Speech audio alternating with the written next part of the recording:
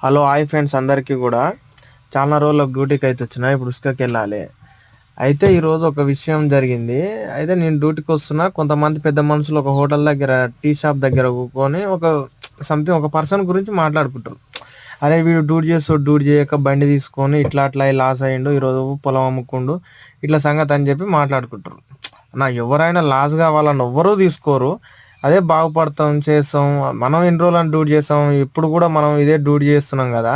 అదే బండి తీసుకుంటే మనమే నడుపుకుంటాం కాబట్టి ఒక 4 ఏళ్ళు నడుపుకుంటే దాని ఈఎంఐ అయిపోతుంది, బండి అయినా మిగులుతుంది అన్న ఉద్దేశంలో ప్రతి ఒక్కరు తీసుకుంటారు. కానీ అదేదో టైం బ్యాడ్ అనా, మన నసీబ్ మంచిగా లేక కొంతమందికి కలిసి వస్తుంది, కొంతమందికి కలిసి రాదు. కలిసి వచ్చిన వాళ్ళు పెద్ద అవుతారు, కలిసి రాని వాళ్ళు సరే ఉన్నదో లేదో ఏదో ఒకటి చేసి నెట్టుకొస్తారు, అంతే తప్పితే ఇలా లాస్ కావచ్చు. లాస్ అయితే వాళ్ళ ఇంటోళ్ళకి వెళ్ళి నొప్పి మీకేమవుతుందన్న? మీరు 10 మంది కలుసుకు 10 రకాలుగా చెప్పుకోవడానికి